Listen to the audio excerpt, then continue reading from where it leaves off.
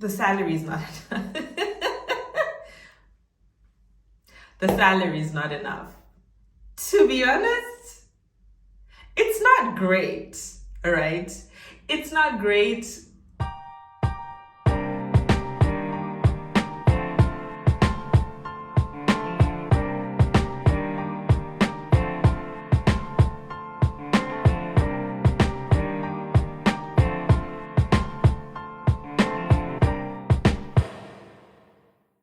Hey guys, my name is Tino and welcome back to my channel.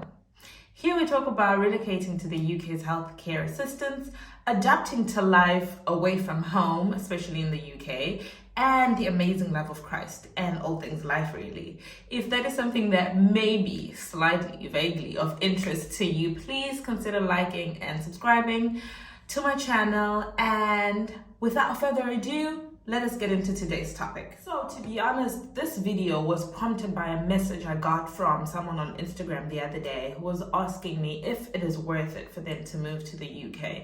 And it got me thinking, should people move? Should you move, right?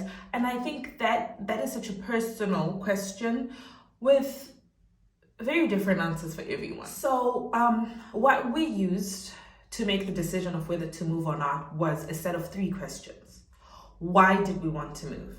What was our current standard of living in Zim? And how much were we saving? Those were the 3 major questions we asked ourselves about whether or not to move, and that helped us make the decision.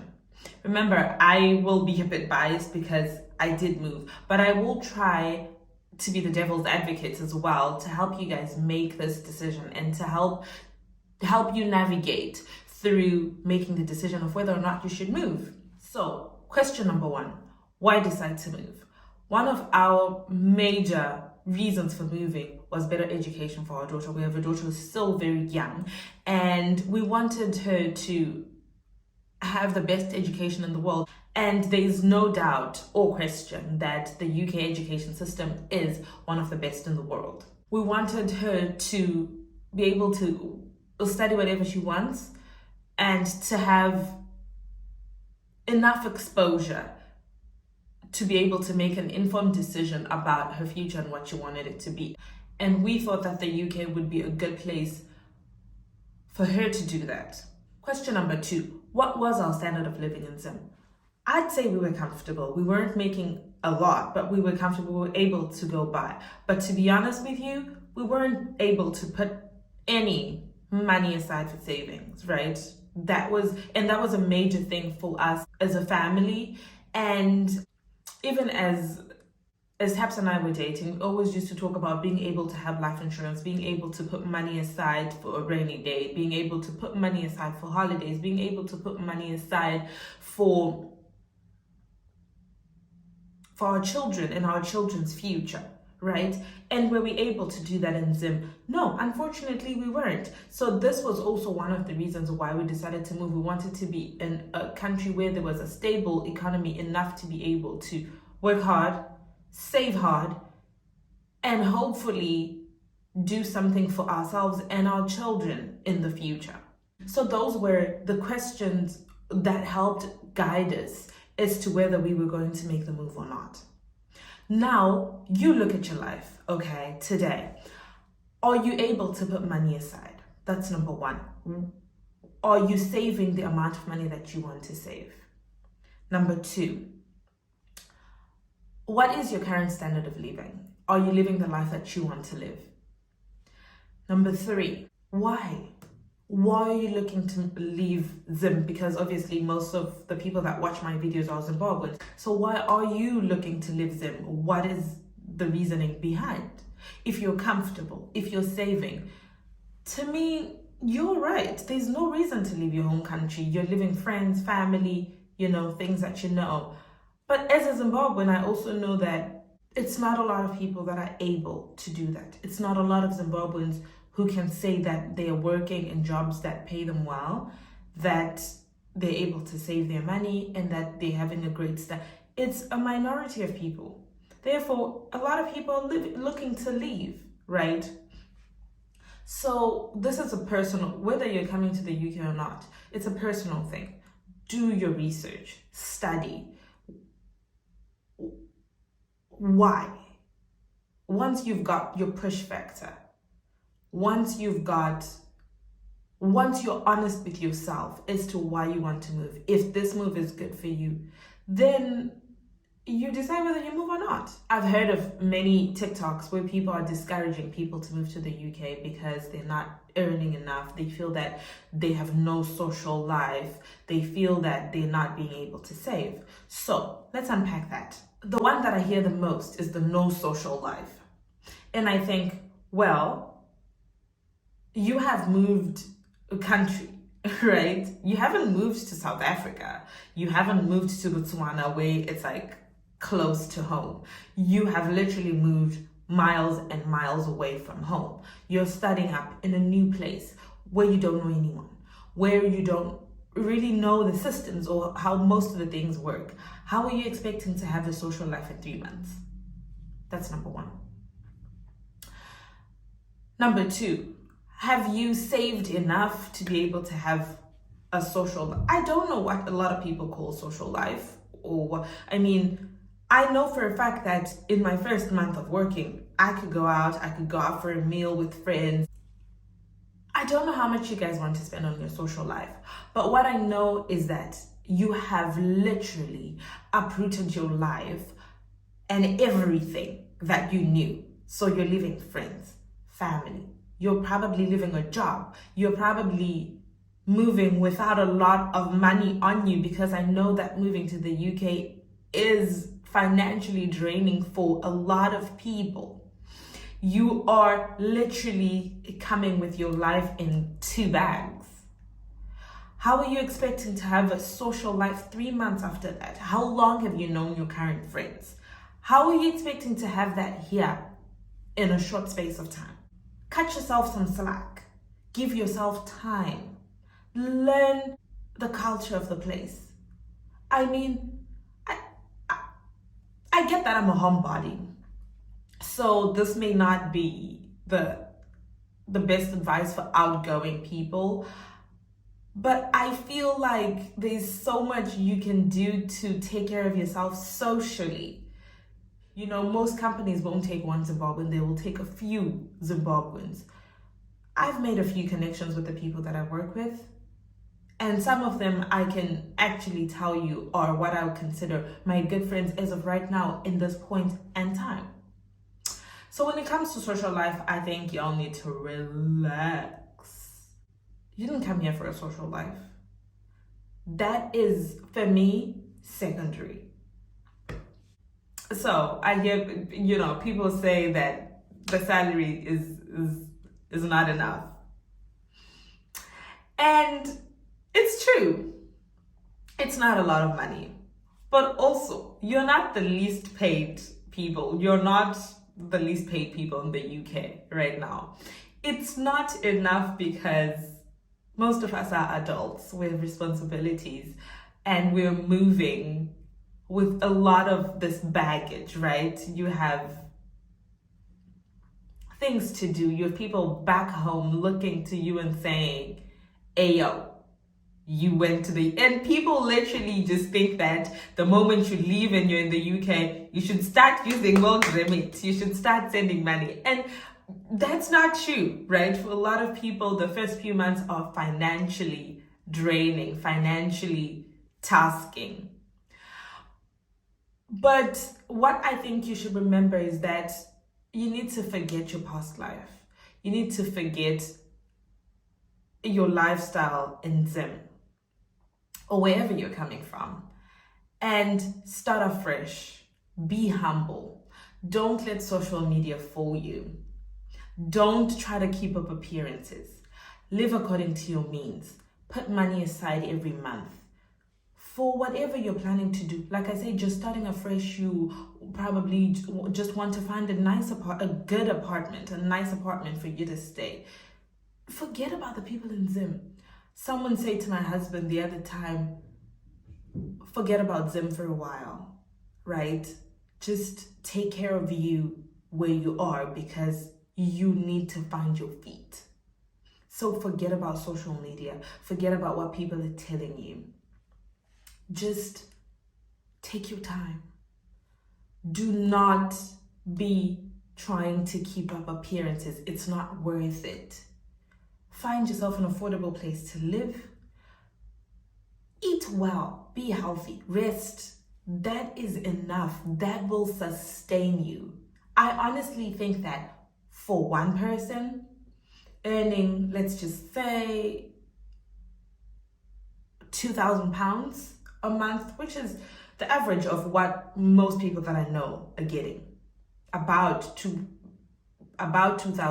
It's different for different people. It's an example. Don't come at me. Don't come at me about the 2,000. It's different for many people. But most people that I know in the area that I'm in are earning about 2,000 plus.